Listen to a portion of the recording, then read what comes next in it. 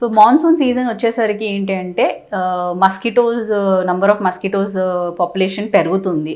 So ఈ viral infections like dengue, chikungunya ఇవన్నీ ఏంటి అని అంటే మస్కిటో బోర్న్ డిసీజెస్ అంటారనమాట.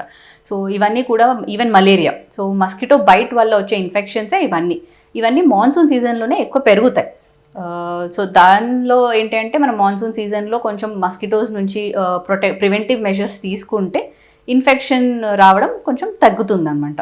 సో లైక్ ఉన్న ఏరియాలో సరౌండింగ్ ఏరియాస్ని క్లెన్లీనెస్ మెయింటైన్ చేయడం, స్టాగ్నెంట్ వాటర్స్ లేకుండా చూసుకోవడం, సీవేజ్ వాటర్స్ని క్లీన్ చేసుకోవడం, అండ్ అన్ని ఇంట్లో కూడా మస్కిటో రెపెలెన్స్ యూస్ చేయడం, and day time full body clothing use చేయడం అనేది మనం ప్రికాషనరీ మెజర్స్ లాగా తీసుకోవాలి to prevent the mosquito bites.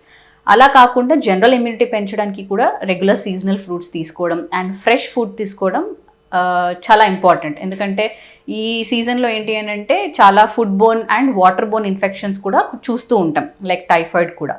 So దీనికి ఏంటంటే ఫుడ్ అండ్ వాటర్ కూడా ప్రాపర్ ఫ్రెష్ ఫుడ్ తీసుకోవడం అండ్ మినరల్ వాటర్ తీసుకోవడం అనేది చేస్తూ ఉండాలి. అండ్ సిమ్టమ్స్ వస్తున్నాయంటే వెంటనే యాంటీబయాటిక్స్ అవన్నీ తీసుకోకూడదు. సో అప్పుడు ఏమవుతుందనంటే నెక్స్ట్ టైం మనకి ఎప్పుడైతే యాంటీబయాటిక్ నిజంగా అవసరం పడుతుందో బాడీలో అది పని చేయదన్నమాట. So simple cough, cold, sore throat రాగానే చాలామంది యాంటీబయాటిక్స్ తీసేసుకుంటారు ఓవర్ ది కౌంటర్. సో అలా చేయకూడదు.